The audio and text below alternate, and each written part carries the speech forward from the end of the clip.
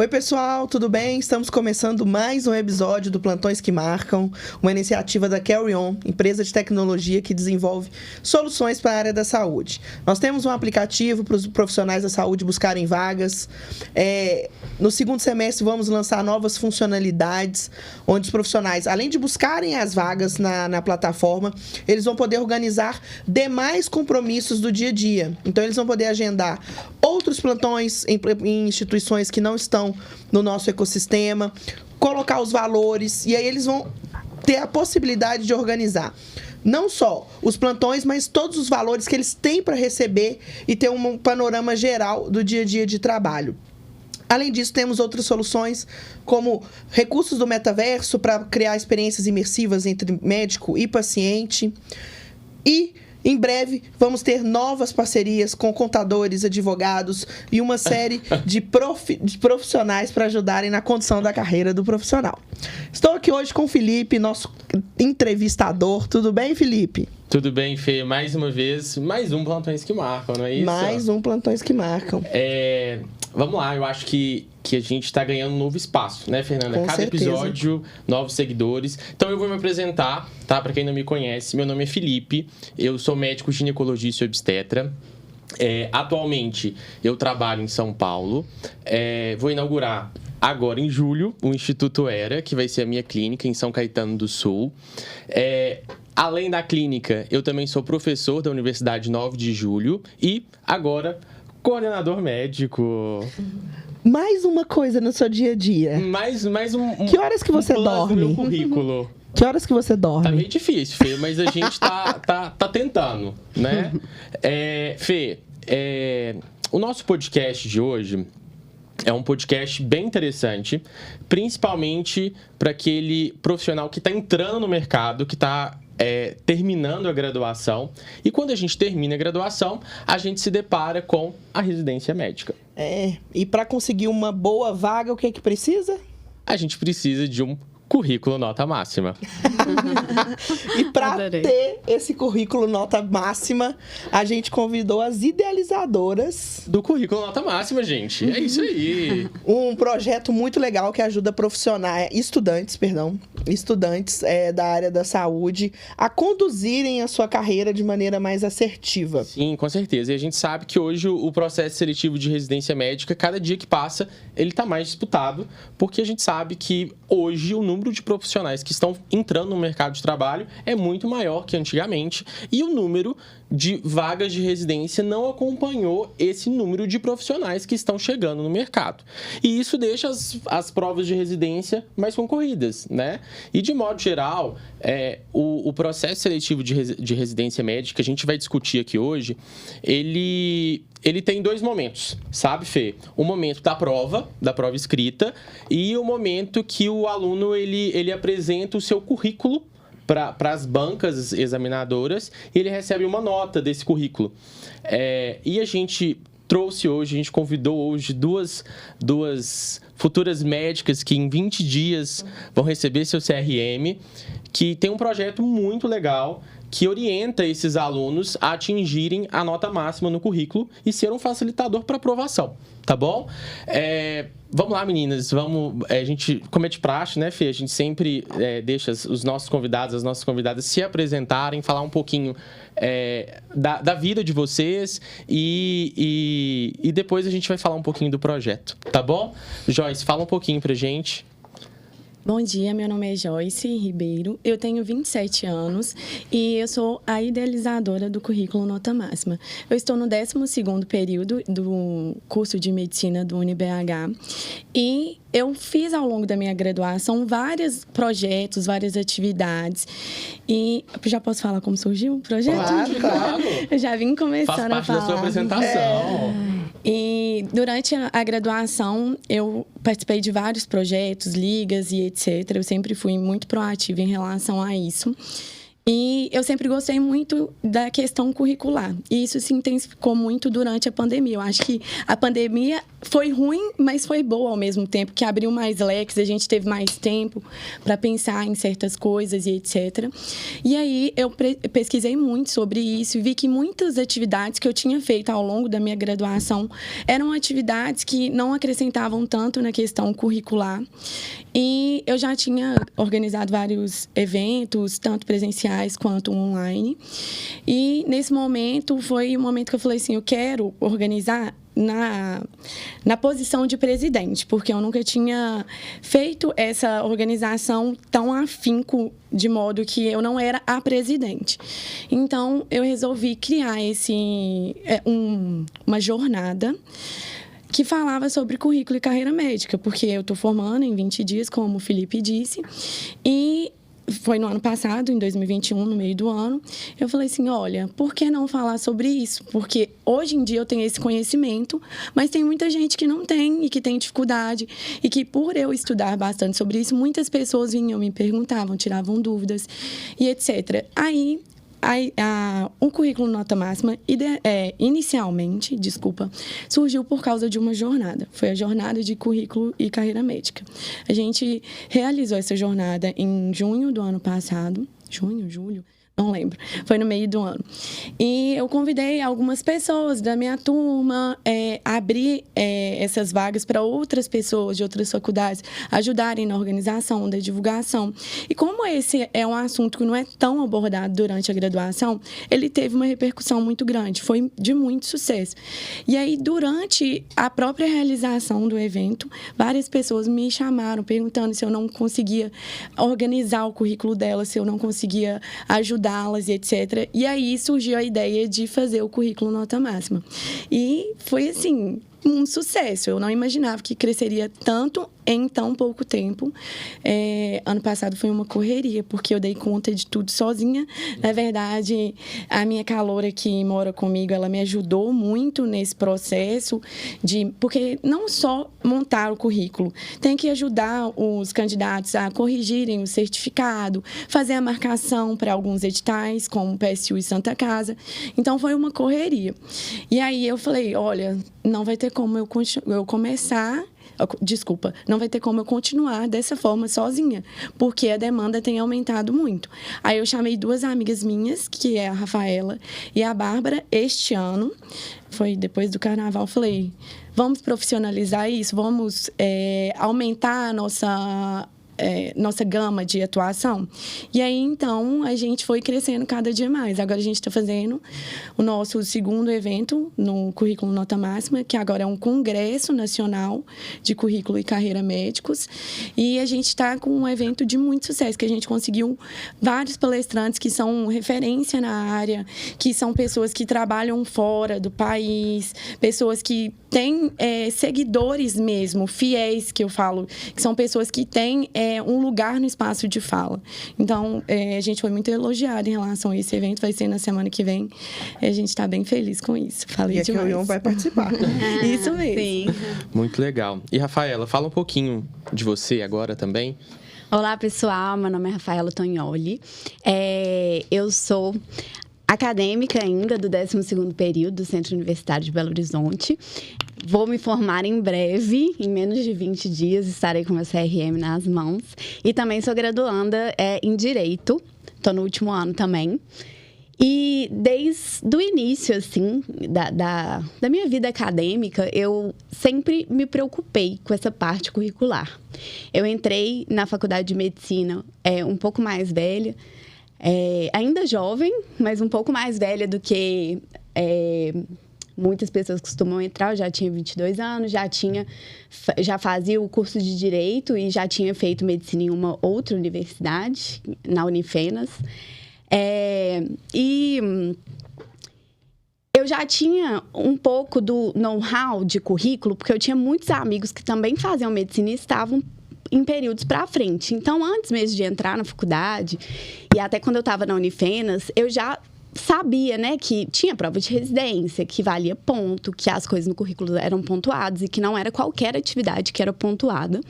E sempre gostei de fazer coisas extracurriculares. Assim, Então, já assim, no meu primeiro período, eu lembro de eu pegando, assim, desde os primeiros períodos, os editais de residência e tentando ler, tentando entender e vendo quais atividades que eram melhores para fazer. E sempre fiz muitas atividades extracurriculares, até que não valiam pontos, né? Porque a vida não é só feita de pontos. Aquelas que eu tinha mais interesse, que eu achava que iam me construir mesmo como uma futura profissional médica mais consciente, mais ativa no mercado de trabalho. E sempre tentei sair um pouquinho fora da caixa, né?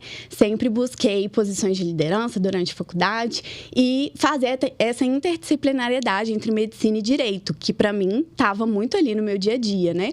Inclusive do berço mesmo, porque minha mãe, ela é advogada, ela defende a classe médica, dá pós-graduação em perícia médica há quase 20 anos. Então, para mim, esse assunto nunca foi difícil, mas eu via que era uma dor do estudante, né? Que essa parte, assim, não só de extracurricular, mas de trazer outras coisas diferentes para a carreira do que geralmente todos os médicos estão acostumados.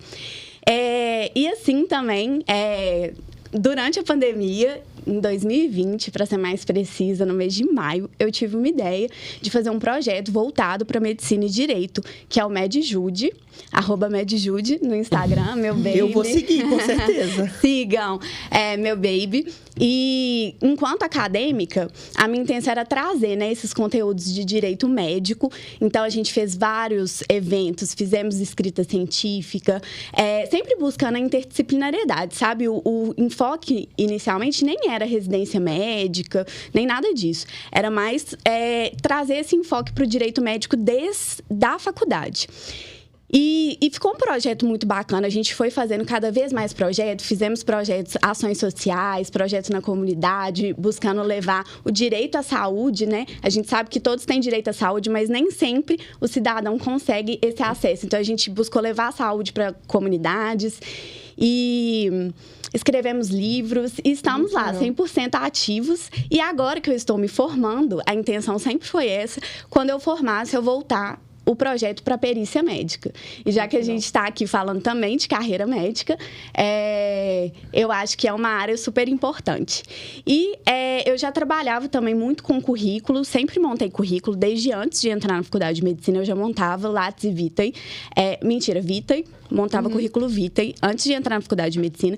E assim que eu entrei na faculdade de medicina e montei meu próprio Lattes, eu também passei a montar Lattes majoritariamente para acadêmicos, mas até para profissionais de outras áreas. Então, eu faço isso já tem muito tempo, assim. Trabalhei também um tempo numa empresa que era voltada para essa questão de currículo para residência. E quando eu saí dessa outra empresa, que foi no final do ano passado, a Joyce já falava, né? Por que você não vem para nota máxima e tudo? E quando foi, igual ela falou, mas lá para depois do carnaval, eu entrei oficialmente na empresa e já comecei a mexer com a análise curricular no nota máxima.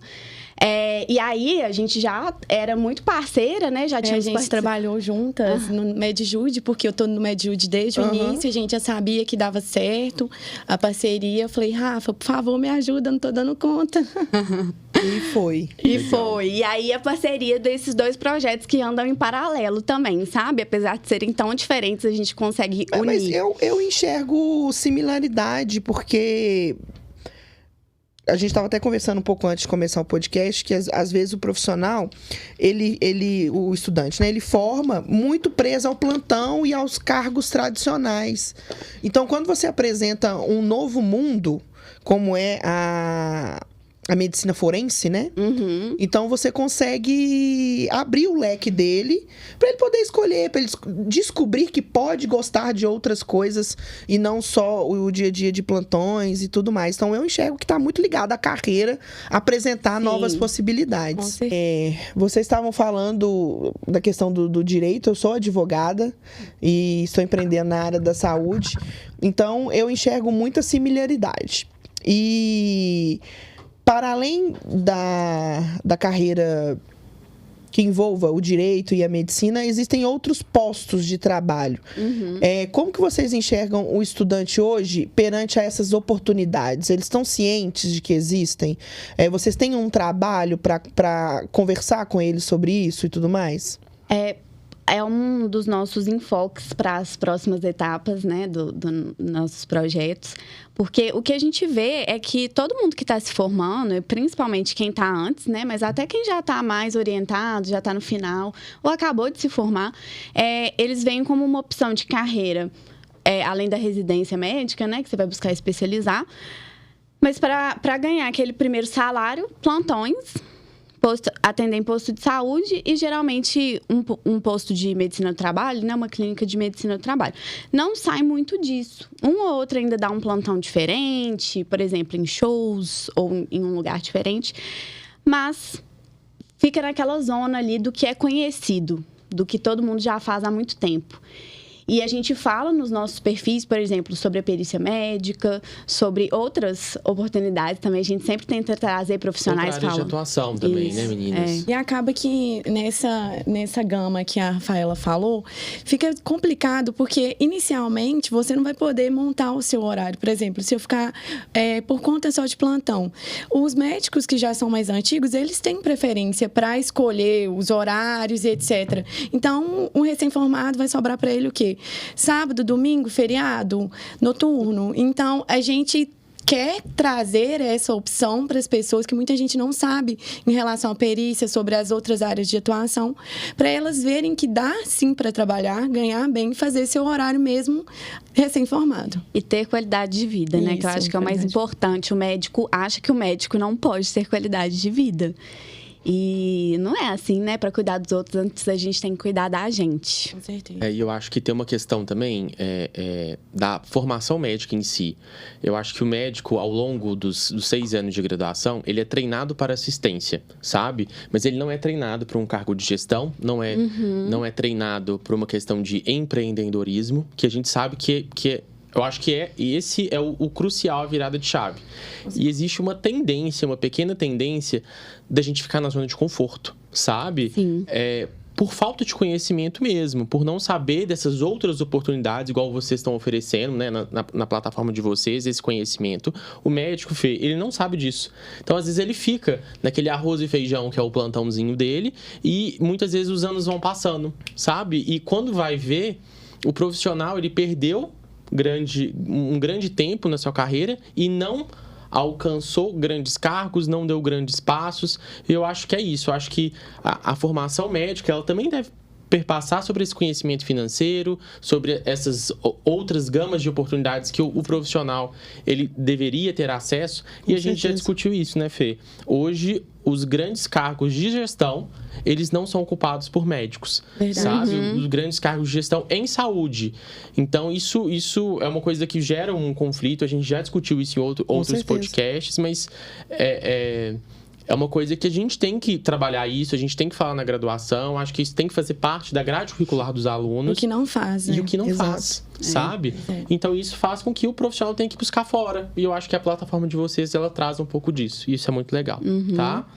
A gente idealizou isso de modo que a gente consiga também abordar coisas que não são faladas na faculdade. Que a gente seja uma plataforma facilitadora para as pessoas. Porque, igual você falou, na faculdade fala sobre medicina e ponto final. A gente forma, a gente não sabe, muita gente não sabe o que você tem que fazer. Tá um caos no grupo da faculdade, que agora a gente está formando, e ninguém sabe, eu tenho que contratar um contador, como que funciona, porque na faculdade de medicina isso não fala.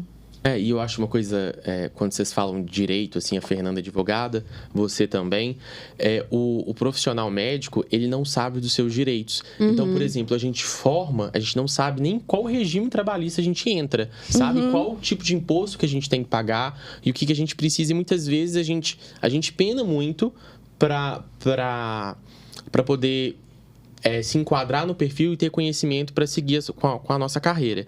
Mas uma coisa uma coisa que me incomoda, assim, como profissional, eu acho que vocês vão ver também, o tanto que o profissional médico, ele não tem direito trabalhista, sabe? Sim. E isso esbarra em N coisas, muitas vezes N confusões que a gente vê aí disparadas pela internet. Por exemplo, o médico estava dormindo no plantão noturno, o médico estava descansando. Mas como assim a pessoa faz um regime de 24, 36 horas, ela não tem um tempo para comer, para descansar, sabe? Eu acho que isso são coisas que não são discutidas. A gente faz uma carga horária exorbitante e ninguém olha pra gente, sabe? E até mesmo a residência médica que vocês vão enfrentar daqui a pouco. A carga horária que a gente faz é 60 horas por semana, no mínimo. E isso as instituições que respeitam. Exato. E isso já é um número de horas assustador. 60 horas Tá muito acima da média, né? Nós, como advogadas, a maioria... ou se não todos os funcionários podem trabalhar só 44 semanal. O médico é o único que se aceita ultrapassar isso e ninguém fala nada. Ninguém fala nada e normaliza, sabe? Exato. E outra coisa, eu acho que a nossa profissão ela tem uma exposição para várias coisas, sabe? Uma exposição biológica, uma exposição... muitas vezes a gente trabalha em ambientes, né, que são ambientes que a nossa segurança é botada em xeque, sabe? Isso não é levado em consideração. E não tem um adicional salarial. Não tem um adicional, sabe? Não tem um adicional por isso.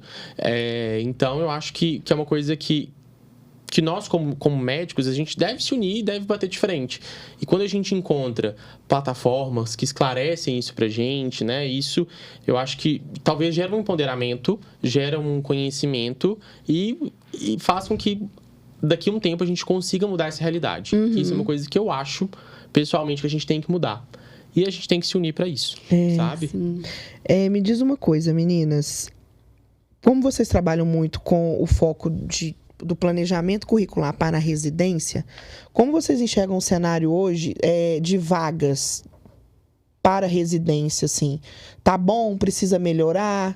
É um número adequado considerando o número de médicos que formam? Como está esse cenário? Considerando o número de médicos, são pouquíssimas vagas. Por isso que as pessoas têm que trabalhar mesmo no currículo e também estudar muito para conseguirem entrar nessas vagas, né? Então, tem que ter uma preocupação desde o início da residência, desde o início da faculdade, em relação à residência. Por isso que, na hora que a gente entra na faculdade de medicina, a gente vê que no primeiro período todo mundo já sabe que é PSU, por exemplo, porque aqui em Minas ainda é muito direcionado para o PSU. No entanto, as pessoas só sabem o que é PSU, mas muitas vezes não vão buscar saber o que precisa para melhorar o currículo ou, como estudar para melhorar o currículo e para passar nas provas, né? E uma coisa que eu ia perguntar para vocês, assim, o PSU ele tem a etapa do currículo, e a gente vê mudanças no processo seletivo. De modo geral, das residências, os processos seletivos, eles vêm mudando, assim. Muda anualmente, né? Muda anualmente. Mas vocês acham que existe um escopo básico para o currículo? Por exemplo, você tem que ter? Que você tem que ter. Já entrar na graduação, olha, isso aí é básico, todo ano nunca muda, sabe? Sim. Então, por exemplo, na minha época, eu não sei como é que tá hoje, mas eu tenho na minha cabeça, assim, que eu lembro que era obrigatório ter curso de inglês, era obrigatório ter liga acadêmica. Isso tem diferença, né? Se é coordenador, se é participante. E em relação às ocupações do acadêmico, em relação à liga, isso muda. Mas o que nunca vai sair você precisa de fazer uma liga acadêmica. Você precisa de fazer um projeto de extensão. Você precisa de fazer um estágio para pontuar. Então, tem o currículo básico, sim, que é cobrado pela maioria das instituições. Certas coisas sempre vão ser cobradas. Então, por exemplo, atuação científica, pesquisa científica, publicação de artigos, participação em eventos, iniciação científica. Sempre, não tem um edital, assim, arrisco dizer, no Brasil. Eu conheço a maioria dos editais, talvez um ou outro pequeno mais específico de uma região eu não conheça, mas eu me arrisco dizer que todos os editais cobram. Monitoria, né? Isso é sempre valorizado. Então, tem um currículo básico, sim. E aí, a gente também tem que pensar, né, que não é só pelos pontos, por ser aprovado na prova de residência, mas na construção que você quer para você como futuro profissional, né? Então, ter uma atuação acadêmica abrangente na pesquisa, na tutoria, né? Você ser um monitor, que é como se fosse já um professor, vai te trazer habilidades, né, melhores, vai te trazer experiências e vai te ajudar. Networking, vai te ajudar, né, na sua escolha, por exemplo, de especialidade. Enfim, tudo isso. Porque vocês falaram também, né, das possibilidades de carreira. O médico, ele pode ser também um pesquisador, um professor, um gestor, um empreendedor, um perito, né? A gente não precisa se restringir. E você já ter essa percepção lá na faculdade vai fazer uma diferença, né? E meninas, pegando o link que hoje os processos seletivos eles estão cada vez mais concorridos, e que 0,1 faz você entrar numa vaga ou não. E a pergunta que eu tenho para fazer para vocês: vocês acham que o trabalho de vocês já colocou muita gente lá dentro? Com certeza. Eu falo com propriedade, porque, igual eu falei, ano passado eu fiz muitas análises, montei o currículo de várias pessoas, e a gente tem pessoas aprovadas em primeiro lugar de oftalmologia, que é uma das mais concorridas. Isso. A gente tem pessoas aprovadas, assim, em todos os editais, tanto Agus, Feluma, Santa Casa, PSU, e a gente tem muitos, Enari também, né? Não posso deixar de falar. E a gente tem muitos feedbacks, pessoas que falaram: nossa, eu achei que estava tudo certo, e quando eu fui ver, se eu tivesse entregado os meus certificados como eles estavam, eu não teria conseguido. Porque o que acontece é que não adianta você ter, por exemplo, uma liga acadêmica. Os editais, eles pedem que tenha regulamentação. Desculpa, pausa. Detalhes. Os editais, eles pedem que o certificado seja de determinada forma. Então, se o certificado se o certificado não atender aos requisitos do edital, não vai valer. Por mais que você tenha uma liga com a quantidade de horas, uma liga de um semestre, tudo certo, se ele não tiver escrito do jeito que eles pedem, não vai valer, entendeu? E além disso, além de montar o currículo, a gente ajuda a incrementar o currículo, porque a gente tem atividades de escrita científica, tanto para artigo científico completo. A gente faz eventos, então a gente dá a oportunidade de a pessoa fazer um trabalho e apresentar que isso vale. A gente escreve livro e ajuda. A gente não só fala assim: olha, escreva um livro. A gente dá como se fosse uma mentoria, porque nós estamos lá disponíveis para tirar dúvidas. A gente tem vídeos gravados que explicam como que funciona essa escrita. A gente tem projetos na comunidade. Atualmente, a gente tem parceria com 4 prefeituras diferentes. No PSU pede que sejam em 2. Então, se o aluno procurar a gente lá no início da faculdade, a gente vai conseguir ajudar ele. E se procurar no final também, dependendo, a gente vai conseguir ajudar a complementar. Porque tem coisas que tem que ser feitas durante a graduação, né? E tem coisas que não. Por exemplo, a escrita científica não precisa de estar dentro da graduação. Então, a gente tem uma gama muito grande de atuação, que não é só montar o currículo. Além de tudo, a gente também faz ferramentas para a pessoa incrementar o currículo dela. Isso. Como se fosse realmente uma mentoria do início ao fim, de como conduzir. Agora, a gente está pensando muito nessa questão do planejamento curricular para quem está mais no início, não se sentir perdido. Porque a gente que sempre se preocupou desde o início, a gente ficou perdido, né? A gente conseguiu montar um currículo bom, mas foi entre trancos e barrancos. Sim. E fizemos atividades que hoje a gente olha e fala: se eu tivesse a mentalidade de hoje, a maturidade de hoje, né? Que a gente entra muito cru na faculdade, eu não teria feito tal coisa. Com certeza. Porque foi uma coisa que, assim, não tinha tanto interesse, depois também não me acrescentou curricularmente. Aquele negócio, tá todo mundo fazendo, eu vou fazer também. E nem sempre faz sentido para você. Então, a gente tá pensando em ter mais esse enfoque também de ajudar o pessoal desde o início. E tem as coisas melhores de você fazer em cada período. Porque tem algumas coisas que, se você fizer no ciclo base, você ainda não vai ter conhecimento, não vai conseguir aproveitar tanto.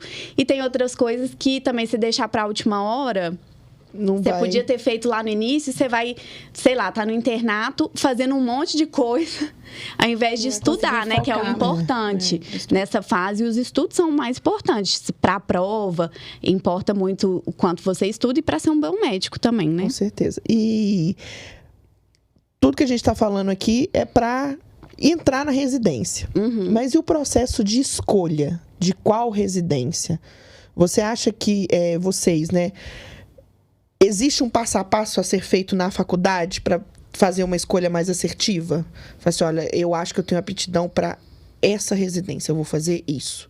O que vocês diriam para o profissional, para o estudante que está entrando agora, fazer durante a faculdade para ele escolher com mais assertividade o curso que ele vai se especializar?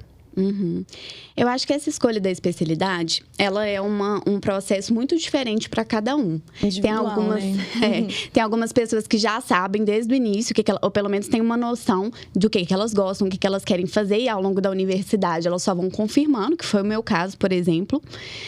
Tem outras pessoas que gostam de tudo e ficam na dúvida, tem gente que também não gosta de muita coisa e fica muito na dúvida, mas com certeza... Tem gente que não gosta de nada.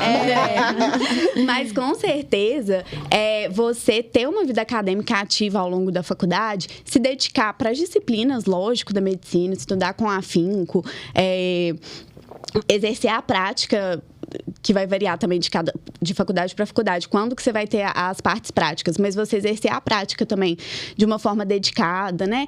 Não gosto de tal matéria. Mas vai lá, especialmente porque você não gosta, dá o seu melhor, tenta atender sempre, e participando também de atividades, um pouquinho de cada coisa. Não é que é para ter aquele currículo sem pé nem cabeça, né? Tipo, você fez um monte de coisa sem direcionamento. Não, você vai fazer as coisas com direcionamento dentro do que você gosta, e aí você fez um estágio na área, você fez uma pesquisa, você deu monitoria, você consegue confirmar se você gosta ou não daquilo ali da prática. Outra coisa muito boa de fazer é começar a acompanhar médicos, né? Pedir para acompanhar, eu acho que principalmente ali do ciclo básico para o ciclo clínico, você já tem mais conhecimento, mas ainda tem muito tempo, é uma ótima para fazer isso. Pedir para médicos, pede para o professor, pede para um conhecido mesmo e acompanhar e vivenciar o dia a dia daquela especialidade. Porque não é só sobre ter afinidade. Você pode gostar do conteúdo, mas às vezes, de ginecologia obstetrícia, por exemplo, eu adoro GO, adoro estudar. Mas na hora que você acompanhar lá o dia a dia, você vai ver que não é para você. Então, é sobre gostar, sim, e também sobre ter o perfil, sobre aquilo tá alinhado com o que você quer para sua vida. Também os seus propósitos pessoais, sabe? Os seus outros objetivos para além da medicina. Sim. Então, eu escuto muito, e a gente conversou antes de começar o podcast, a gente falou assim da questão da especialidade de ginecologia obstetrícia. Que muitas vezes as pessoas gostam da especialidade, mas talvez tenham um certo receio de encarar a demanda que a especialidade te exige, né? Alguns compromissos que são inadiáveis. Então, por exemplo, isso eu falo por mim. Às vezes eu acordo 3 horas da manhã porque uma paciente minha entrou em trabalho de parto. Então, e é sobre isso, sabe? É sobre saber até que ponto você está disposto, sabe? E eu acho que também, quando você faz um planejamento, a gente consegue buscar planos para a gente ter qualidade de vida. Então, eu acho que talvez eu tenha buscado isso na minha profissão, sabe? Estou buscando hoje, talvez, cargo de gestão para eu dar uma diminuída em questão de plantão. Eu dou aula, então é uma coisa que eu gosto. Então, isso dá uma aliviada também na minha rotina. Então, eu acho que o médico, ele tem opções, sabe? Sim. Eu acho que falta alguém mostrar para ele, dar uma sacudida e falar assim, olha, não é só assistência que você precisa atuar. Você tem uma gama de oportunidades que você não está indo conferir para ver se vale a pena para sua vida. Muitas vezes a pessoa não procura, sabe, né? Ela só fica naquele burburinho. Me falaram certas coisas. E não necessariamente aquilo tá certo, né? E ela nunca acompanhou, nunca vivenciou ali o dia a dia da especialidade. E às vezes ela escutou dos próprios colegas. Assim, GO é pesado. Mas, assim, pela perspectiva de quem? Do seu amigo que já ouviu de alguém que é pesado? Exato. Porque se é o que você gosta mesmo, eu acho que vale a pena também alguns sacrifícios, né? Eu costumo dizer que tudo é difícil. A gente tem que escolher o nosso difícil. O nosso difícil, exato. É o difícil que, mesmo com as dificuldades, a gente vai terminar no final do dia feliz. Então, principalmente da área médica, eu acho que não tem nenhuma especialidade que você vai falar assim, vai ser tranquilo. 100% perfeita. 100% perfeito. Não, vai ter o difícil. Mas se for um difícil que te faz feliz, você com certeza vai enfrentar com mais vontade. Eu puxando sardinha para minha especialidade, eu acho assim, ó, ginecologia e obstetrícia, principalmente quem trabalha muito com obstetrícia, que eu trabalho muito com obstetrícia, é muito gratificante, sabe? Você fazer parte daquela história, daquele nascimento. Você acompanha aquela paciente, querendo ou não, por 9 meses. Então, você tá diante da intimidade daquela família, você escuta histórias que a gente já falou sobre a questão do ouvinte, e você ganha uma certa importância para aquela família. Então, e eles depositam em você um momento muito importante para eles. E é muito legal isso, sabe? E é muito gratificante, porque por exemplo, eu recebo foto delas mandando falar, como é que tá meu bebê, nananã, você que fez o parto. E esse vínculo é muito legal, sabe? Você faz parte da história da outra pessoa, você constrói uma história. E a gente já entrevistou aqui a Maria de Fátima, que foi a médica que fez o meu parto. Legal. E é muito legal isso, porque... E ela foi minha preceptora da residência, olha que loucura. E é muito legal isso, porque ela tem um reconhecimento na minha família...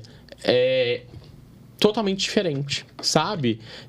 Só que o que eu fico meio... O que a minha especialidade ela me dá, que eu fico um pouco receoso, é que o parto em si, ele é uma coisa que muda com muita facilidade. Não sei se nos internatos de vocês de ginecologia e obstetrícia, às vezes está tudo lindo, bonito, e de repente... num piscar de olhos, vira uma emergência e que vira uma confusão, sabe?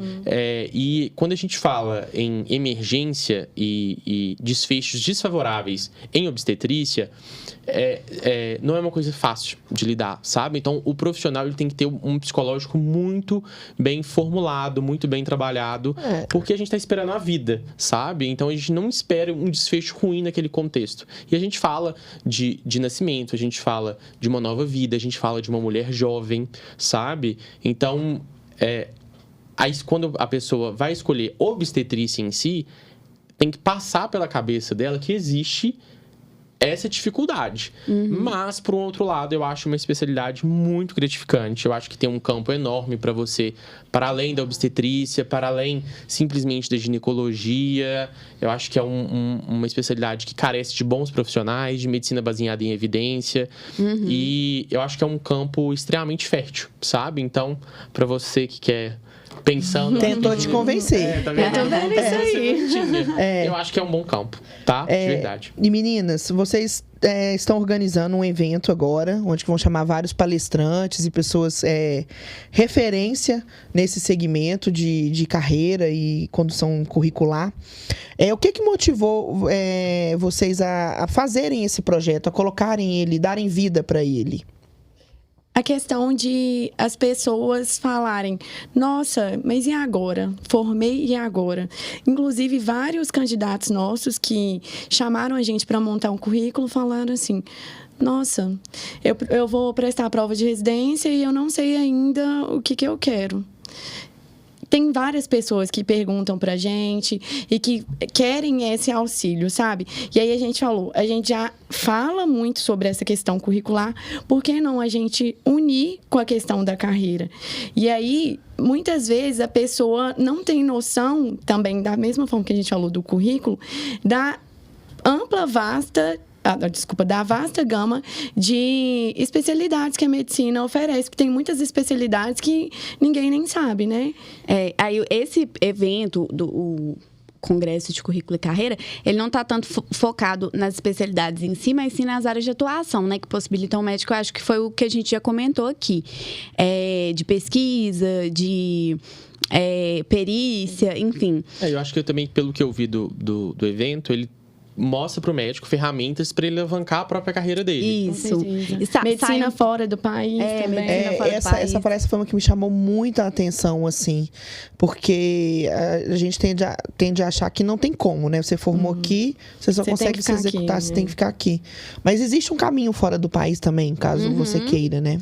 E o bacana é que a nossa palestra não vai focar só no Canadá e Estados Unidos, que é o que geralmente essas palestras, quando a gente vê, foca. A gente convidou uma palestrante que ela tem propriedade para falar de absolutamente todos os países, né? Ela tem uma empresa que é voltada só para isso, então vai ser uma palestra bem bacana, bem esperada aí por todo mundo que tá participando. Gente, deixa eu falar uma coisa com vocês. Quando o podcast for ao ar, o evento já vai ter passado, mas o evento vai ficar gravado, então se alguém quiser muito assistir, sim, pode se inscrever depois que as palestras vai no Instagram @currículo nota máxima, que vocês vão ficar por dentro de tudo. Isso, e como a gente tem ouvintes do país e fora do país também, vai ser um evento anual manual, né? Que todos os anos elas vão desenvolver. E pessoas...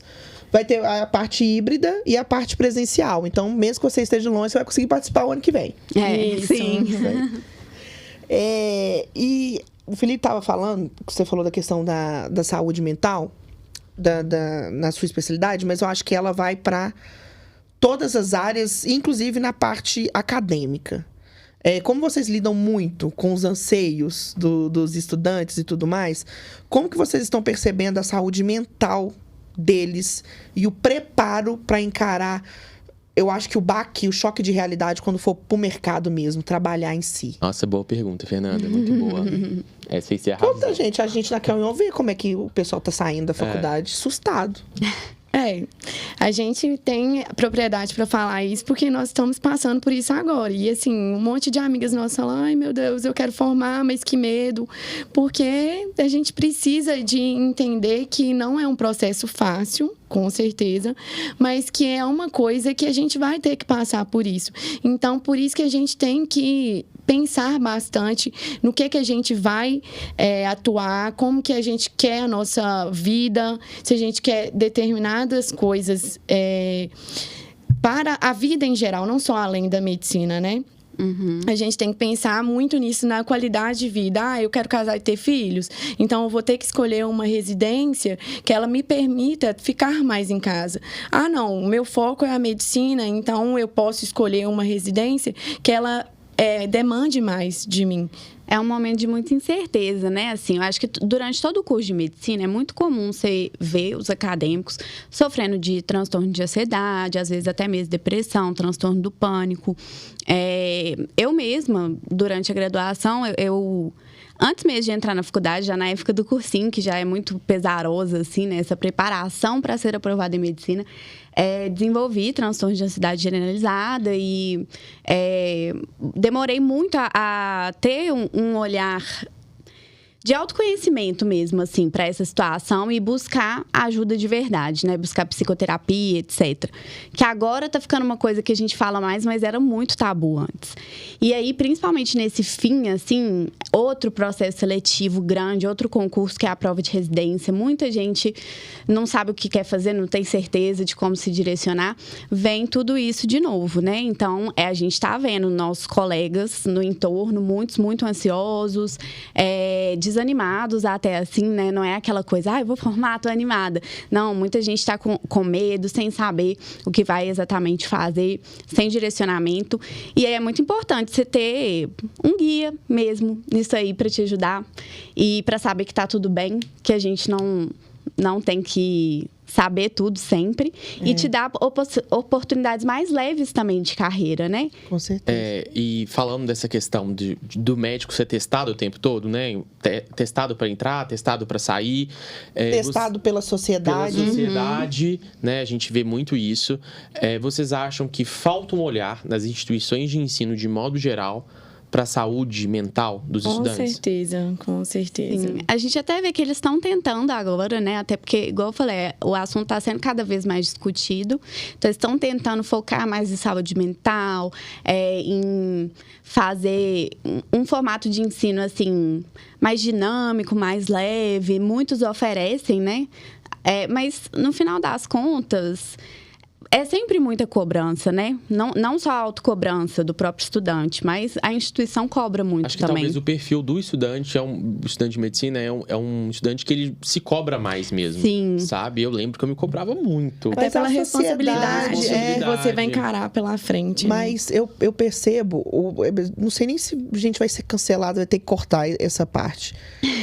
Mas igual a menina que tava fumando vape no... Não, ela não estava fumando vape, ela foi pega com vape na mão. Ela tava com o vape na mão, mas aí ela virou caso de reportagem, enfim, aí o Felipe me falou que ela foi expulsa. As sanções dela. A questão que eu vejo esse assunto é bem delicado, Fê. Eu sei que Felipe, mas é aquilo que a gente tava conversando. É uma pressão muito grande em cima do médico, assim, que ele tem que ser perfeito. Que ele tem que estar lá intacto, que ele não pode... O médico não pode sair, não pode ir num show. O médico tem que estar sempre ali. Não pode ter tatuagem, muita gente. Sim. Muitas pessoas falam sobre isso. Questão. Mas... talvez tenha que encontrar uma linha de equilíbrio aí entre a sociedade não cobrar tanto, mas o médico também levar com um pouco mais de assim, cara, eu vou fazer o que eu quiser fazer. Lá no meu ambiente com os meus amigos e tudo mais. E não entender que essa pressão vai existir sempre. Eu acho que isso aí tem que ser levado em consideração em todas as profissões, sabe? Sim, eu acho que você tá lá como profissional X, você tá no seu vida pessoal é Y. Isso independente se é médico ou não, tá? Mas a questão explicitamente dessa foto, assim, eu fiquei um pouco chateado da repercussão que gerou. Primeiro porque, às vezes, pode ter sido um clique, né, totalmente no momento errado, descontextualizado e gerou grandes consequências. E, por exemplo, às vezes ela tava com o negócio no bolso e tirou para mexer no telefone, né? Uma coisa que eu imaginei vendo a foto. Em nenhum momento ela estava fumando, em nenhum momento ela estava fazendo alguma coisa que ela estava com um pod, né? Que a gente sabe que um estudante de medicina, um profissional da área de saúde, não é legal propagar esse tipo de comportamento, mas ela estava com o pod dela, mas ela não estava fumando. Mas o que eu fico um pouco assustado, assim, é o poder que a mídia tem sobre alguns casos, sabe? E o tanto que o médico, ele é avisado nisso. Então, assim, às vezes foi um clique e a menina não estava fazendo nada, entendeu? E só pegou e depois ela ia botar no bolso, por exemplo. Ela não feriu ninguém, sabe? E isso teve grandes consequências para ela. E, assim, querendo ou não, você é um estudante, você está em formação. E, querendo ou não, as pessoas erram. Ninguém é perfeito, sabe? Então, até que ponto o médico também ele não é julgado por um estudante ser julgado da forma que ela foi, sabe? Uma exposição social muito grande, então talvez ela sofreu muito com isso. Eu fico tão perplexo com isso, porque o médico e qualquer outro profissional da saúde, a gente tem uma dificuldade de se colocar no lugar do outro, sabe? A gente se coloca muitas vezes como posição de julgador. Então, eu acho que talvez o movimento que tinha que ter sido feito com essa acadêmica, que eu faria com qualquer aluno meu, era totalmente o contrário do que aconteceu, sabe? Eu ia abraçar, eu ia justificar que naquele ambiente era um ambiente errado de estar portando aquilo, mas isso gera uma formação para a pessoa. Agora, você ter uma política de exclusão, sabe? Eu acho que é totalmente errado. Isso vai contra o que eu penso, o que eu acredito. E isso foi uma coisa que gerou repercussão, né? E talvez ela poderia ter sido penalizada de uma forma, mas da forma que foi, não foi legal, sabe? E é isso. Eu acho que a população, de modo geral, ela tem que aprender a parar de julgar. Essa cultura do cancelamento, ela me assusta um pouco, assim. Porque hoje em dia a gente está muito exposto, né? E aí o médico está precisando cada vez se colocar mais na mídia social para garantir seu lugar no mercado hoje em dia. Eu acho que hoje em dia ninguém vai num médico que já não conheça, que não foi uma indicação muito direcionada ali, sem pesquisar aquele médico antes no Google, olhar o currículo dele, né? Lá no Escavador, no Doctoralia, e também no Instagram, né? E aí, na medida em que você se expõe, eu não tô falando que é negativo se expor, pelo contrário, eu acho que é isso mesmo, a nossa sociedade está caminhando para isso. Mas aí acaba que você se coloca mais nessa posição, né? De estar ali exposto e de não poder cometer um mínimo erro, porque você é médico e o médico, ele tem que ser santo, ele tem que ser santo. E que é um profissional da área da saúde, e sim, nosso objetivo é cuidar da vida do outro. Mas nós também somos pessoas, né? Com certeza. Então... e eu falo com propriedade, porque antes de ter um maior contato com os médicos, eu também enxergava dessa forma, de que vocês eram perfeitos, que estavam ali para salvar a vida dos imperfeitos. Exato. E são pessoas, né, com seus desafios também. E mesmo com todos os desafios, ainda se colocam em prol do próximo. Então, a gente tem que ter mais empatia com vocês, assim. E eu acho que tá faltando muito isso, sabe? Eu acho que o profissional médico, ele é muito exposto. Então, a população, de modo geral, acho que tinha que começar a pensar que aquele profissional que está ali trabalhando, sabe? Ele tem uma família, ele é o amor de alguém também, sabe? Ele é uma pessoa que muitas vezes faz um número de horas gigantesca, sabe? É um profissional que precisa comer, que precisa dormir. E para ele estar ali, ele abdicou muito para ele ser um profissional capacitado para atender. E muitas vezes a internet, a pesquisa no Google põe muitas vezes em xeque o conhecimento daquele profissional que estudou anos para estar te falando aquilo, sabe? Então, eu acho que tinha que ser uma política para repensar, sabe? Em vez de criminalizar, de julgar, talvez abraçar, sabe? Eu acho que a sociedade em si, ela precisa um pouco mais disso. E essa relação médico e paciente, muitas vezes, ela perdeu, muitas vezes, uma essência legal que tinha. E a gente precisa recuperar como profissional. Eu acho que a gente tem uma parcela de culpa, sim, em alguns casos, sabe? Eu acho que, por exemplo, igual a Rafaela bem citou, talvez essa conexão possa se fortalecer hoje pelas redes sociais, assim. O médico está mais próximo dos pacientes. Eu vejo que hoje em dia tem algumas áreas que elas estão sendo dominadas por não médicos, porque os não médicos têm mais coragem de ir para as redes sociais. Eu acho, Fê, muito a questão de coragem, não, sabe? Eu acho que tem uma questão também que o CRM, ele põe inúmeras sanções. O conselho, ele não facilita. Impõe muitas coisas que talvez, vamos dizer assim, impossibilitem que o médico tenha o mesmo perfil como um profissional não médico, que às vezes gera um pouco mais de intimidade, gera um pouco mais de interesse nas redes sociais, gera um pouco mais de um like, sabe? E existem algumas regras que geram esse distanciamento. E isso é um diferencial para profissionais não médicos ocuparem certos espaços. Exatamente. O nosso conselho, ele não facilita muito. Ele é muito mais, inclusive, para restringir certas atitudes do médico do que incluir, né? Assim, pensar em todos os médicos, pensar na classe médica mesmo. Não que eu acho que tem que ser tudo liberado. Eu acho que o conselho tem que regular, sim, e talvez até os conselhos dessas outras profissões deveriam regular mais do que regulam, né? Mas a gente tem que seguir o nosso conselho. E aí, principalmente quem é médico e que é um profissional consciente, que a gente sabe que tem profissionais ruins. Como toda profissão, tem médicos bons, tem médicos ruins. Mas, muitas vezes, alguns médicos bons, por um deslize, e principalmente quando a gente envolve essa questão da mídia, de ir para a mídia, acabam até perdendo não só essa repercussão aí do cancelamento, mas perdendo emprego, perdendo às vezes credibilidade, às vezes o CRM. Mas então os médicos que são muito corretos, que são mais cautelosos, ficam com esse receio mesmo, assim, de se expor muito nas redes sociais, fazer um post, às vezes, falando do paciente, etc., o que pode, o que não pode, prefere não postar. Mas a gente está vendo que está crescente, né? E aí os médicos até antigos estão buscando, né? Como que eu vou me colocar na rede social? Exato. É um assunto interessante também. Com certeza. E vocês, assim, porque hoje a nota máxima está nas redes sociais. Como vocês enxergam a rede social agora para um olhar positivo?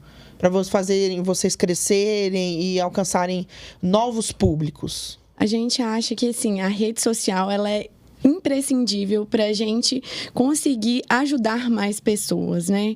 Então, todas as vezes que a gente abre um projeto novo, a gente coloca no formulário por onde você viu. Que a gente quer saber como que a pessoa ficou sabendo sobre aquilo. E na maioria das vezes fala lá, Instagram. Então, acho que, assim, a gente tem que tomar muito cuidado, porque a gente tem poder de fala nas redes sociais. E como que a gente vai propagar essa informação, sabe? Porque o que mais tem é fake news e coisas que são usadas de forma negativa. Mas quando usada de forma positiva, é muito bom. Porque a gente estava falando aqui antes de iniciar o podcast, que a gente viu que a gente tem clientes, a gente tem seguidores de fora do país, do Amazonas e etc. Lugar fora muito... do Brasil até, às vezes. Do país. Tá. Do Amazonas e etc.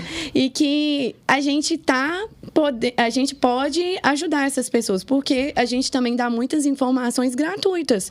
A gente explica um pouco sobre detalhes do currículo, o que fazer, o que não fazer. A gente tem até alguns posts lá de como ter um currículo bom, o que precisa de ter num capítulo de livro. E pensando no profissional mesmo, né? Até uma das palestras do nosso evento é isso: como impulsionar a carreira médica com as redes sociais. É essa questão de você é um profissional, está se inserindo no mercado. Principalmente se você vai ter uma clínica, um consultório, é uma forma de você captar pacientes, né? Pelas redes sociais. Então, é uma forma dos seus pacientes te conhecerem melhor e buscarem o seu serviço, né? Eu acho que é muito importante aí para o médico que está se formando agora, que já está muito globalizado, já está muito... Tudo é pela internet, né, hoje em dia. É essencial pensar nisso. Nem que seja para criar uma página separada, assim. Eu não gosto tanto de mostrar a minha vida pessoal, mas então criar uma página separada para o seu profissional, né, é importante. É porque o Instagram atualmente é uma plataforma também de busca de conhecimentos, Sim. né? Então, a gente tem que pensar muito bem nisso e disponibilizar conhecimento bom. E a pessoa que usa a plataforma também tem que ter uma maturidade para saber filtrar o que é bom e o que é ruim. Com certeza. Meninas, agora falando um pouco sobre uma questão pessoal, assim. Pelo que vocês contaram, vocês têm essa versão de futuras médicas que estão empreendendo, né? E tem a questão de vocês também quererem buscar a parte de especialização na carreira médica em si, né? Buscando uma residência. Eu acho que o trabalho de vocês, ele mostra exatamente isso, esse objetivo de alcançar a vaga. Se a gente parar aqui hoje, nesse exato momento, e a gente colocar 5 anos para frente, como que a Joyce e a Fernanda, elas almejam se ver... Joyce e Rafaela. Joyce e Rafaela, desculpa. Peraí, vou voltar. Como que a Joyce e a Rafaela, elas vão se ver daqui 5 anos, nesse exato momento, assim? Qual que é o objetivo profissional, pessoal, que vocês vão se enquadrar em 5 anos? O que vocês pensam de vocês, assim? Muita coisa. Primeira coisa, a gente quer profissionalizar cada vez mais e crescer muito em relação às duas empresas, tanto o Medjude com a perícia médica, quanto o currículo nota máxima, porque a gente sabe que é uma coisa cíclica e que sim, a cada ano vai entrando novas pessoas para a medicina e que pessoas que precisam de conhecer a respeito dessas minúcias do currículo, da residência, que querem se especializar. Então, a gente quer continuar nessa área de empreendimento, porque a gente fala muito em relação a sobreviver só de medicina. Porque, igual a gente falou, da carga horária, de trabalho e etc. E a gente tem que pensar muito no nosso futuro, né? Como que a gente quer se ver, não só daqui 5 anos, mas quando a gente for aposentar, porque a gente sabe que na medicina a aposentadoria é uma coisa muito complicada. Sim. Então, a gente quer focar nesses trabalhos. Eu, Joyce, eu ainda estou na decisão de qual residência fazer, mas eu quero já estar formada na residência, atendendo consultório e diminuindo muito essa questão de plantões, né? Eu entendo que, inicialmente, eu vou ter que viver essa experiência, sim. Não quero viver só disso, como a gente já falou. A gente quer trabalhar com perícia, com outras coisas. Mas daqui 5 anos eu espero depender menos de plantão. E na vida pessoal? Na vida pessoal, como? Você como uma pessoa. Família. Eu quero ter família, eu quero casar, quero ter filhos, quero viajar demais o mundo inteiro. Porque não adianta ter muito dinheiro, gente, e não ter como gastar esse dinheiro. Não tem tempo. Exatamente. Não tem tempo para gastar o dinheiro porque não tem férias. Não dá.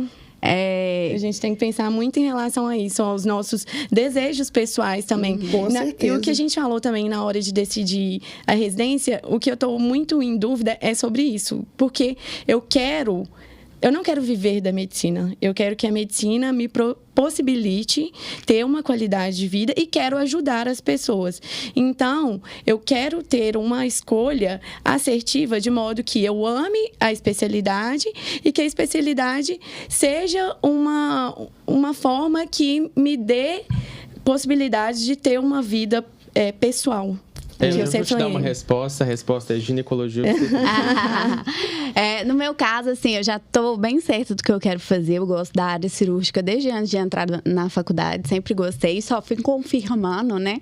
E aí, pra mim, a cirurgia geral, ortopedia foram os que sempre estiveram em foco. Eu sei que vão ser alguns anos difíceis na residência, mas eu acho que eu consegui já traçar um plano para mim daqui a 5 anos em que eu vou conseguir me estabelecer bem no mercado e ainda ter uma qualidade de vida, mesmo numa especialidade cirúrgica, que é o que muita gente tem dificuldade. Então, daqui a 5 anos eu me vejo já tendo acabado as minhas residências, né? Porque vou ter que fazer uma sub, depois da residência já acesso direto, já tá especializada naquilo que eu mais quero, abrindo uma clínica, captando meus pacientes por meio dos projetos que eu já tenho, da vida e também, né, das redes sociais. E já casada, pensando em ter filhos, porque eu não quero ter filhos por agora, eu quero ter filhos bem no... Quanto mais der pra eu esperar, melhor. Filhos na menopausa. Lá pros 35 anos, assim, que eu vou ter filhos, tá dentro dos meus planos, eu zero tenho ansiedade com isso. É que eu sei que muita gente, né, quer ter filhos novos, quer ter mais de um filho, eu penso em ter só um. E você, só cortando um pouco, mas você tocou num ponto que me veio um link assim na cabeça e que eu acho que é importante a gente falar sobre isso. Você tocou que no seu futuro você está pensando em 2 especialidades, ortopedia e cirurgia geral, que são coisas que uma ou outra. Que isso é uma coisa que floresceu para você e você quer seguir nessas 2 especialidades. A gente sabe que essas 2 especialidades são especialidades ocupadas majoritariamente por pessoas do sexo masculino. Você vê isso como... Eu acho que é sempre desafiador quando você é uma minoria em qualquer ambiente que seja. E uma coisa que eu gosto muito de pesquisar, inclusive, é sobre essa questão da inclusão mesmo na medicina como um todo, em certas especialidades específicas, né? Quando eu falo pesquisar, é estudar mesmo, publicar trabalhos, fazer artigos sobre isso. Que não só do gênero, né? Acaba que, pra mim, eu tenho local de fala, tenho lugar de fala, como sendo mulher, mas de outras minorias também. E eu acho que vai ser sempre um pouco mais difícil, pelo menos. Mas não é uma coisa, assim, pra ser bem sincera, que me preocupa. Eu confio bastante, assim, que eu vou conseguir, né, pelo meu esforço, dedicação, me colocar ali dentro daquele ambiente, ser vista pelos meus pares, por mais que possa demorar, porque eu acho que o R1 no início, né, é difícil para qualquer um e você tem que merecer também seu lugar, o respeito dos seus colegas. E no mercado de trabalho, a inserção, assim, também não me preocupa por ser mulher, até pelo que eu penso em mexer, porque eu penso em ir mais para essa área de qualidade de vida, de saúde, de esporte, que é uma área que até na minha vida pessoal se alinha muito, né, com o que eu tenho para mim, com o que eu acredito. Então, e eu acho que eu vou conseguir, assim, ser uma referência. Com certeza. Para os meus pacientes e tudo. Mas eu vejo que é lógico que o preconceito é difícil, né? Exatamente. A gente sofre, mas eu sempre fui uma pessoa muito tranquila, assim. Pra eu desistir de alguma coisa ou ficar chateada com alguém, eu lido muito bem com essa questão de um ambiente um pouco mais hostil, vamos assim dizer. Sim. Que a gente sabe que tem na residência. Uma coisa que... Cirurgia. No meu contexto também, a equipe da Carry On é majoritariamente formada por homens. Uhum. Mas na liderança é eu e a minha irmã. Não, isso é muito legal. Não, é Sim, muito legal. Muito legal. É muito legal. E a gente sempre tem isso na cabeça, né? No começo, quando eu vi a equipe se formando, isso começou a passar na minha cabeça. Eu falei assim, meu Deus, como é que eu vou dar conta desse monte de homem aqui? E eu liderando, né? Liderando. Como é que você vai ser firme com esse pessoal e coisa e tal. Só que vai acontecendo, vai fluindo e você vai conseguindo o seu respeito. Então, eu acho que... Como nós, mulheres no mercado, igual vocês, que além de médicas são empreendedoras, dá pra ver como vocês falam, que vocês têm essa carga dentro de vocês. Eu acho que vão ser empresárias muito bem-sucedidas. Eu não tenho nem dúvida disso, gente. Exato. Mas eu acho que nós, mulheres, a gente tem que colocar na nossa cabeça, a gente consegue. Vamos acreditar nos nossos sonhos, nas nossas ideias, vamos empreender. E no começo vai chegar lá, vai ter um monte de homem? Vai. Mas você vai conseguir seu espaço. Tem que acreditar nele. Até porque se a gente deixar de fazer as coisas por medo, a gente não vai chegar nunca a lugar nenhum. Exatamente, a lugar nenhum. E aí, quem se esforça, né? Por mais que a gente vai ter que se esforçar um pouquinho, muitas vezes, em ambientes majoritariamente masculinos, mas quem se esforça consegue sempre o seu lugar e Com demonstrar certeza. que veio. E, assim, eu ainda sou uma mulher pequenininha, magrinha, baixinha. Então, por exemplo, eu fiz estágio muito tempo de ortopedia, né? Eu fui presidente da Liga de Ortopedia lá na faculdade. E sempre que eu chegava lá nas cirurgias, às vezes alguns residentes brincavam, né? Tipo assim, tem que ter força para aguentar a cirurgia de ortope, não sei o quê. E já participei de algumas cirurgias que eu pude fazer algumas coisas, ou que eu tive que ficar lá segurando, sei lá, a perna de um paciente super pesado. E aí depois eles até brincavam. E você tem que usar aqueles coletes, né, de chumbo super pesados, porque geralmente as cirurgias de ortope eles ficam fazendo raio-x, né, de tempos em tempos para ver o posicionamento. Então eu lá, tuxa com um colete de chumbo enorme, super pesado. E numa cirurgia, as cirurgias de ortope costumam ser curtas, mas eu já peguei, por exemplo, uma cirurgia de 6 horas, que foi a marca que eu peguei, e eu tive que ficar segurando a perna de um paciente, e o paciente era enorme, muito grande, e eu lá segurando a perna. E aí, no final, os residentes falaram assim, nossa, você é forte, hein? Você deu conta, porque tem residente Mas pra que não... isso. O CrossFit tem dia pra isso. Exatamente. E aí, eu acho que surpreende mesmo, que às vezes eles iam pensar que eu ia, sei lá, pedir pra tocar, pedir pra sair, falar que eu não aguentava mais. E foi tenso mesmo. Eu lembro que eu fiquei suada, assim, porque a sala não tinha ar-condicionado e tava as luzes de cirurgia, né, esquentando em cima. Mas eu pensei o tempo todo, eu não vou pedir pra sair, porque eles estão esperando que eu peça pra sair, porque eu sou mulher pequenininha e tal. Mas eu vou aguentar até o final. No final, sair com os braços dormentes. Quem já segurou sabe, gente. E pra finalizar, o Nota Máxima está caminhando para ser uma empresa mesmo. Sim. E como que vocês se enxergam hoje como empresárias também da área da saúde? O mercado em si e as possibilidades que vocês querem explorar. Vocês falaram muito na carreira de vocês como médica, mas também empresárias, como é que vai ser? Nossa, pergunta difícil de responder, né? Vocês já pararam para pensar que vocês são empresárias? Sim, empreendedoras. Eu acho que a gente quer formar, e assim que formalizar nossas empresas, né? Que a gente não formalizou ainda porque somos estudantes. E o intuito é fazê-las crescer, sempre impactando positivamente. Acho que essa que é a pegada do empreendedorismo, né? O empreendedor é um empresário que também visa impactar no seu meio ali, positivamente. Então, não só ajudando profissionais, nossos colegas, estudantes, mas sempre também ajudando os nossos pacientes, né? Quanto mais a gente puder fazer a empresa de forma que ela cresça para fazer algo significativo para a gente, melhor. Porque se a gente formar bons médicos, né, e médicos mais estratégicos, os pacientes também ganham profissionais melhores, né? Que a página de vocês é um diferencial tão grande, assim, que eu vejo, porque quando a gente olha para uma empresa, a primeira coisa que eu sempre pergunto é, essa empresa, ela tem um propósito? E quando eu vi a página de vocês, a primeira pergunta que eu fiz para mim mesmo, qual é o propósito da empresa das meninas? E para mim, a resposta foi muito rápida na minha cabeça. E a resposta que eu tive comigo mesmo seria a realização de sonhos. Porque a gente sabe o tanto que é difícil, sabe?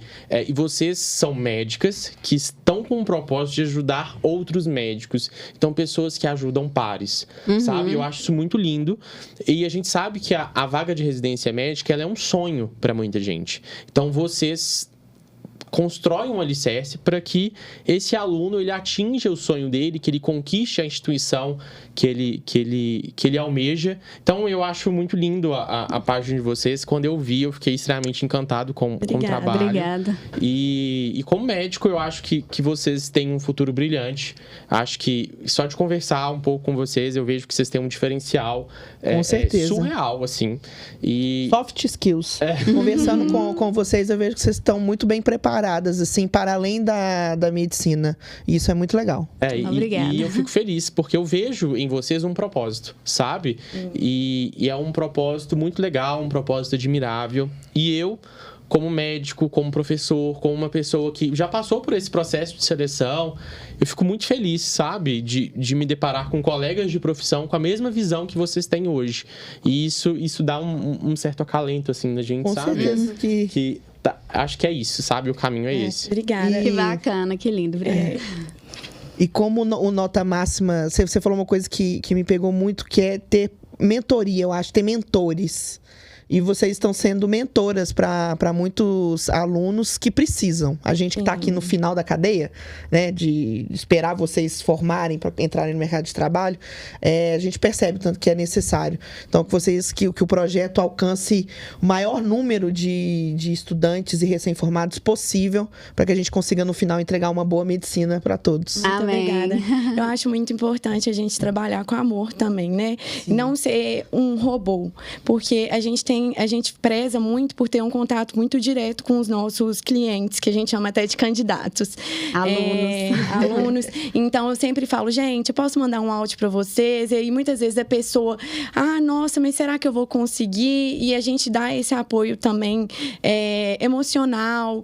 E a gente quer que seja cada vez mais leve, sabe? Igual, como a gente mexe com essa parte de escrita científica, tem gente que fala assim, nossa, mas eu não faço ideia, como que eu vou escrever?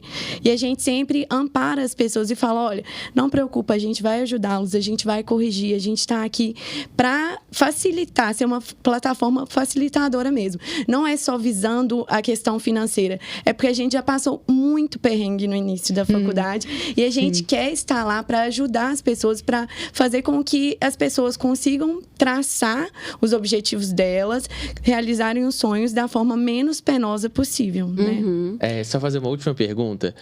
Vocês acham que o aluno que, teoricamente, ele procura, né, o currículo Nota Máxima, é um diferencial para ele estar na residência? Com certeza. Não é puxando sardinha. Não é puxando sardinha para o nosso lado, mas eu acho que o período de residência, essa fase final, é uma fase de muita ansiedade, igual a gente já falou ao longo de toda a conversa, de muita incerteza. Então, a pessoa saber que ela tem um amparo, que ela tem alguém para ajudá-la e que ela pode recorrer, que ela vai ter mais tempo para poder estudar, gente, isso aí, é um conforto muito grande, porque o tempo que a pessoa estaria ali batendo cabeça, tentando ler os editais, que muitas vezes são editais que são ambíguos e que tem detalhezinhos que não estão escritos no edital, e a gente sabe que determinada coisa é aprovada, determinada coisa não é, por experiência, por saber, por ter mexido com isso antes, por saber o que aprovou, o que não aprovou. Então, eu acho que assim, a pessoa consegue ir de forma mais tranquila. Vários candidatos falaram assim, nossa, a melhor coisa que eu fiz foi ter contratado porque a empresa, né? Porque essa fase final é uma correria danada, então a pessoa consegue ficar assim, tranquila, olha, em relação ao currículo, eu não vou preocupar, tá com nota máxima. Ela gera uma previsibilidade no processo de seleção. Sim, até porque a gente mexe com isso, então a gente sabe como é que funciona, mas é muito difícil quando você tá... a gente já passou por isso, né? Só que a gente teve a curiosidade até de começar a olhar isso antes, quando a gente ainda estava, sei lá, no ciclo clínico, até no meu caso, no ciclo básico, eu já ficava lá, né, no edital de residência. Só que quem deixa para olhar isso nesse momento, que já é um momento de muita ansiedade e de muito estudo, nossa, aí que a pessoa fica... Ainda mais se a pessoa não tem noção nenhuma sobre isso. É muito difícil, pra gente já ficou fácil, mas pra pessoa é muito difícil. Então, a gente pode ajudar trazendo nosso conhecimento. E nas nossas análises, a gente coloca uma prévia da nota que a pessoa vai conseguir conquistar no edital. Então, a pessoa já pode pensar assim, olha, eu tô esperando por tanto aqui na minha análise curricular. Então, eu vou ter que estudar mais focado, eu vou precisar de adquirir tantos pontos para conseguir passar. Fazer de uma forma estratégica. Fazer uma estimativa, sabe? Focar no que realmente tem que focar nessa fase final. Porque não adianta falar assim, eu vou fazer tudo. A gente não tem tempo. E, pelo vocês falando, se deixar para a última hora, a chance de ter um currículo melhor fica reduzida. Com certeza. O negócio é ter um planejamento a longo prazo. A longo prazo. Até tem estratégias, né, que a gente utiliza, mesmo para quem já formou ou está no final do curso, mas com certeza quem olha isso vai ter um processo menos penoso, né? Vai ser mais tranquilo. Só para contextualizar essa questão de quando procurar o currículo nota máxima, vocês têm algum plano de início, um pacote, tipo, início, procurou, tá na faculdade, tá nos primeiros períodos, e aí a pessoa paga um valor para receber essa mentoria ao longo dos possíveis 6 anos de graduação, ou, por exemplo, quando a pessoa deixa em cima da hora e procura vocês. Existe essa diferença? Tem, sim. A gente iniciou...